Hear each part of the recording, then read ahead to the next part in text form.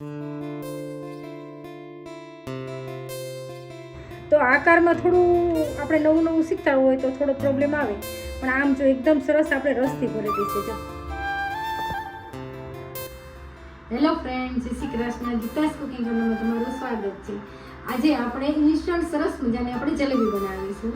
તો દશેરાના દિવસે આપણે અલગ અલગ પ્રકારના જલેબી છે, મીઠાઈ છે, ફાફડા છે, કંઈક ને કંઈક એવી સરસ મજાની વેરાયટી બનાવતા હોય છે. તો એમાં આપણે જલેબી બનાવવાની છે એકદમ સહેલી રીતથી અને ઇન્સ્ટન્ટ. તો ચાલો બનાવીએ સહેલી રીતે જલેબી. અને વિજયાદશમીની બધાને મારી શુભકામના. તો આપણે છે ને ઇન્સ્ટન્ટ જલેબી બનાવવાની છે. તો એના માટે આપણે મેંદો લીધો છે, 1 કટોરી મેંદો લીધો છે, તેને આપણે એક બાઉલમાં લઈ લઈશું.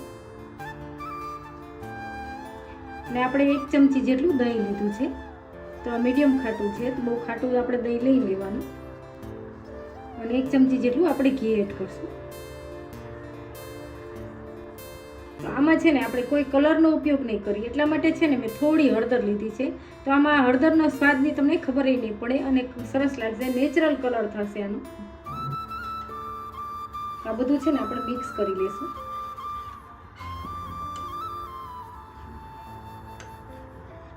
અને થોડું થોડું પાણી એડ કરી અને આપણે સરસ મજાનું બેટર તૈયાર કરી લઈશું જલેબી માટેનું.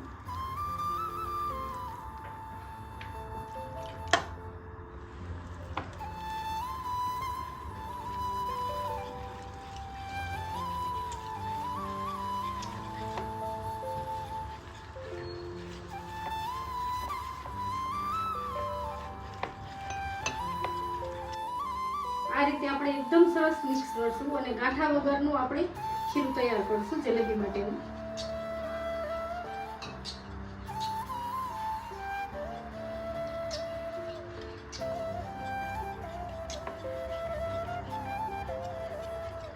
તો આપણું એ મિશ્રણ છે ને એકદમ સરસ તૈયાર છે. તો હું તમને બતાવું છું, એક ધારમાં પડે ને એ રીતનું આપણે બેટર બનાવવાનું.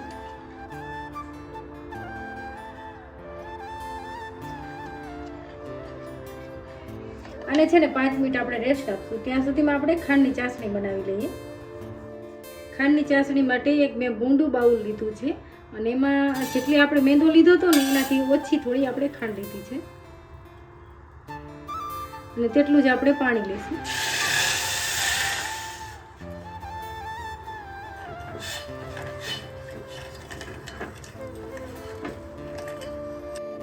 આપણે છે ને નેચરલ કલર લાવવાનો છે જલેબીમાં, તો એના માટે થોડું આપણે કેસર એડ કરશું ચાસણીમાં.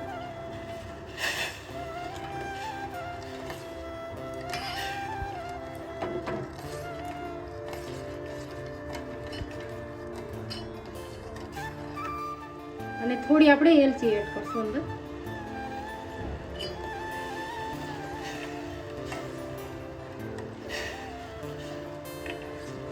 અને જલેબી માટેની ચાસણી કેવી જોઈએ તે પણ હું તમને જણાવું.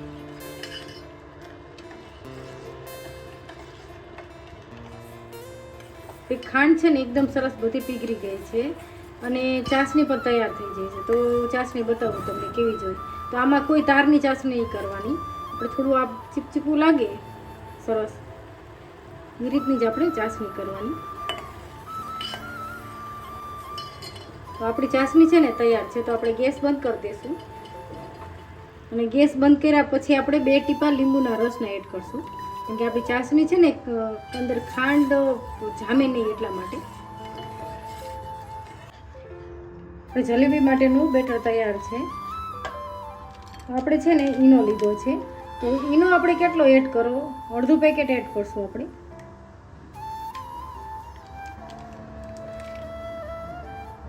આટલો જ ઈનો આપણે એડ કરશું. એકદમ સરસ આપણે મિક્સ કરી લઈશું.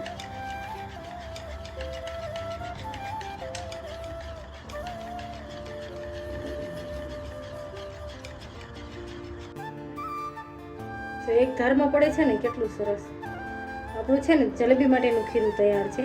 તો આપણે છે ને જલેબી પાડવાની છે. તો તમારી પાસે આવી રીતે દૂધની કોઈ થેલી હોય તો એમાં ખીરું ભરી અને કાણું પાડીને તમે ઉતારી શકો જલેબીને. તો મારી પાસે આ બોટલ છે અત્યારે સોસની, તો આનાથી હું અત્યારે જલેબી પાડવાની છું.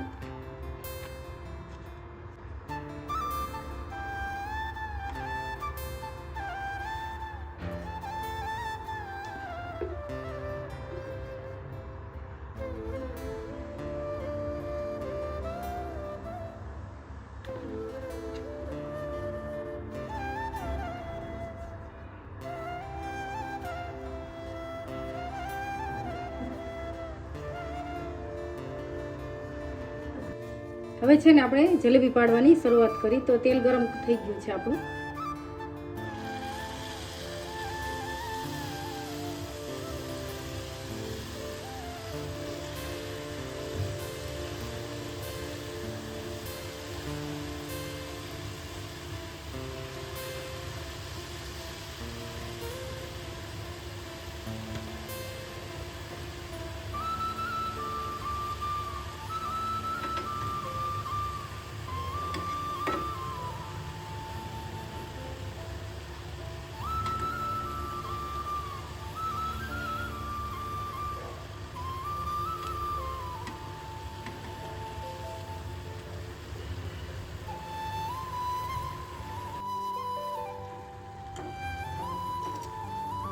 આપણી જલેબી છે ને તરત ક્રિસ્પી થઈ ગઈ છે. તો આપણે ચાસણીમાં ડબોળતા જઈશું.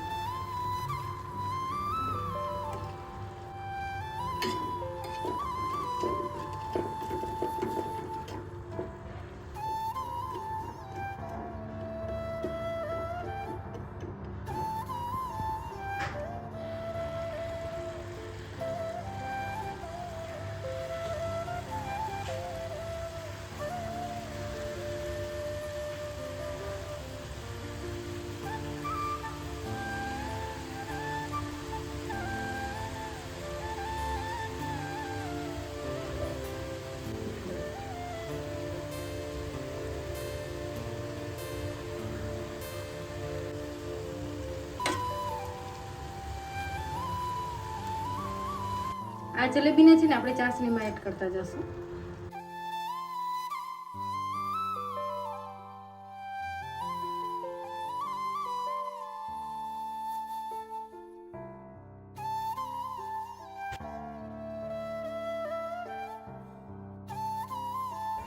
આપણે છે ને એકદમ સરસ ક્રિસ્પી અને રસથી ભરેલી એવી સરસ મજાની જલેબી બનાવી છે.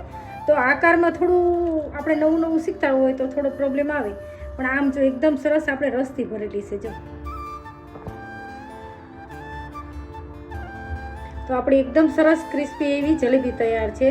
તો મારી જો આ જલેબીની રેસીપી ગમે તો લાઈક, શેર અને સબસ્ક્રાઈબ જરૂરથી કરજો. અને મને કોમેન્ટ કરીને કહેજો કે મારી આ જલેબીની રેસીપી તમને કેવી લાગી. Thank you.